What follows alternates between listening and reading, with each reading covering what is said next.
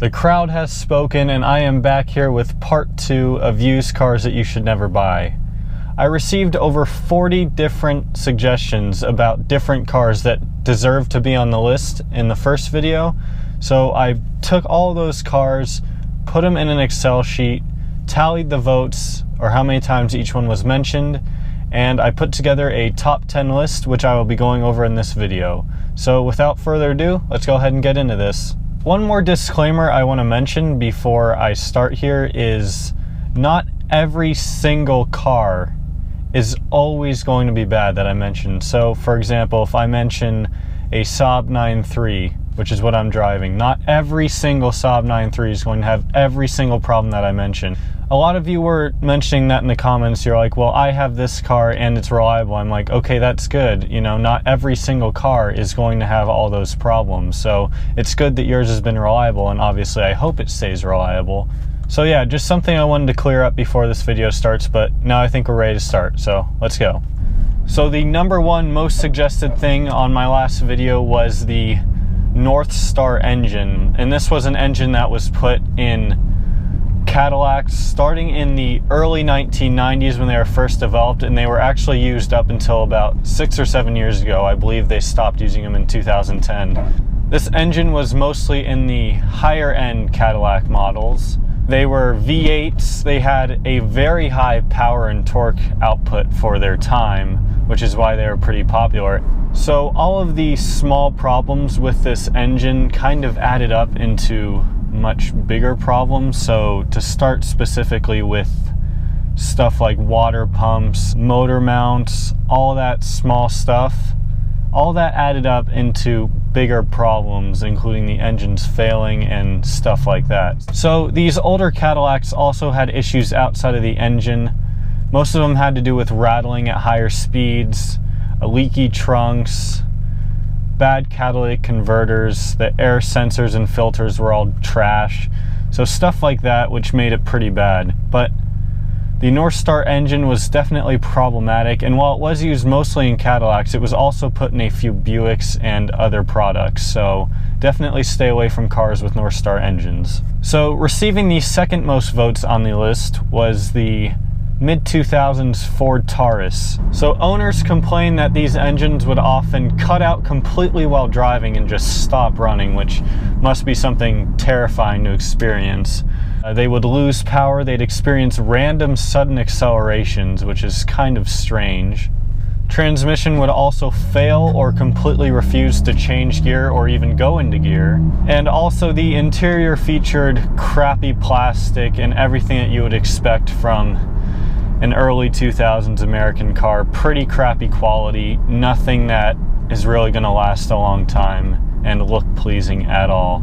Electrical issues were also a problem, whether it be with the radio or the gauge cluster would flip out or something strange like that. Electrical issues were also there. So third on the list is the early 2000s Volkswagen Jetta. And Volkswagen is Europe's version of cheap and reliable, although these Jettas and Passats and early 2000s Volkswagens were quite the opposite of reliable in many cases.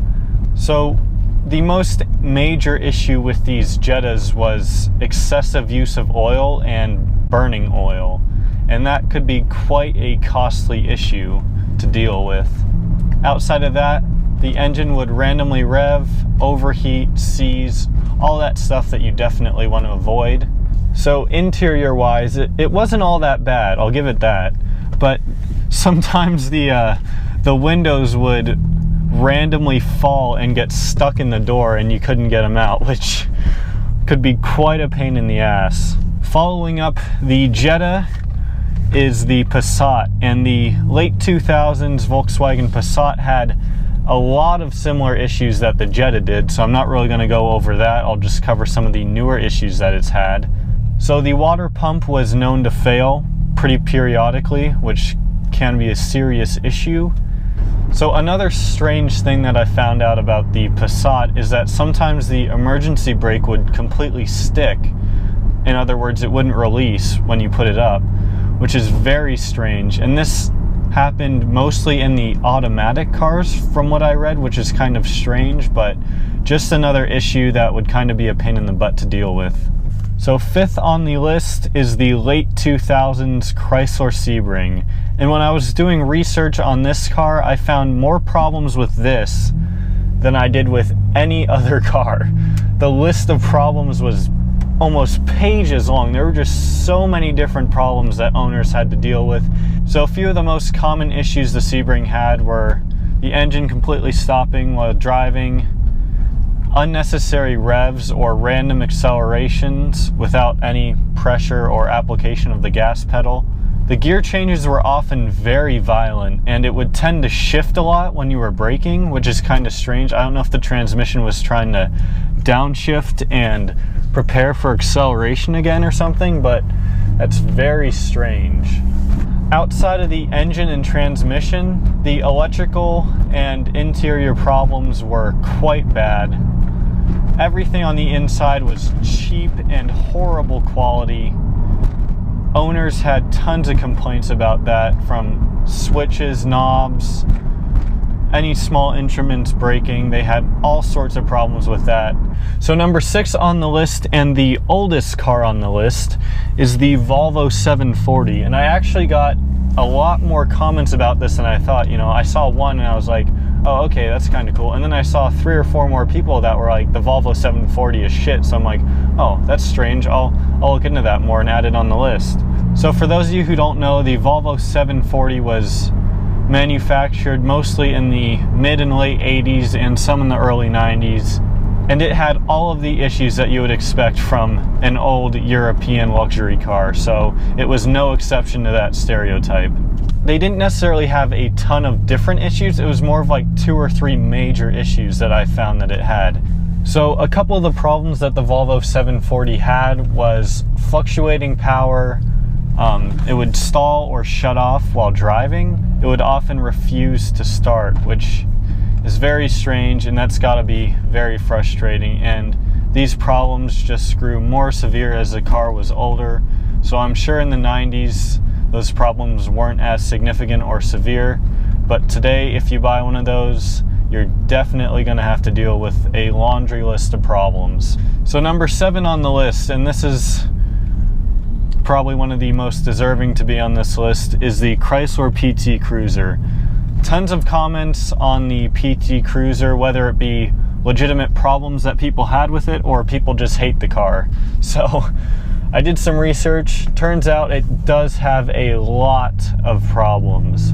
A lot of these problems that it had were similar to the Sebring, but I'll just go ahead and brush over them again real quick. So the check engine light on this car constantly pestered owners, whether it be from the engine shutting off to timing belts breaking or faulty sensors. Everything that could go wrong pretty much did. The car had horrible interior issues similar to the Sebring. Owners complained of door locks breaking completely or just not working. So there were often random power surges that would eventually result in total loss of power, as well as the windshield wipers refusing to stop running, which I find pretty hilarious. The interior quality was horrendous. Plastic was everywhere. Everything broke. So it's just something that you really don't want to deal with. I personally see zero appeal to buy a car like this. It looks ugly, it's not quick or anything, doesn't necessarily get amazing fuel economy, clearly is not reliable, and it doesn't really offer any benefit to the owner, in my mind at least. So one of the worst offenders on the list is the late 90s and early 2000s Chevy Malibu, specifically the V6 cars. So the list of problems for the Malibu goes on and on, but I'll just name a few of the most common issues here. So coolant would leak everywhere.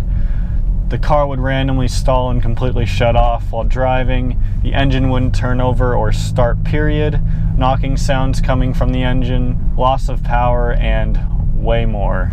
There were countless electrical problems with this car as well, which seems to be a continuing theme from part 1 and in this video, that pretty much all these cars have electrical problems. So number 9 on the list is the E36 3 Series BMW. This body style of BMW was made in the early, mid, and late 90s, and although it looked pretty cool, I'll give it that, I do like the looks of that car, it did have a lot of problems.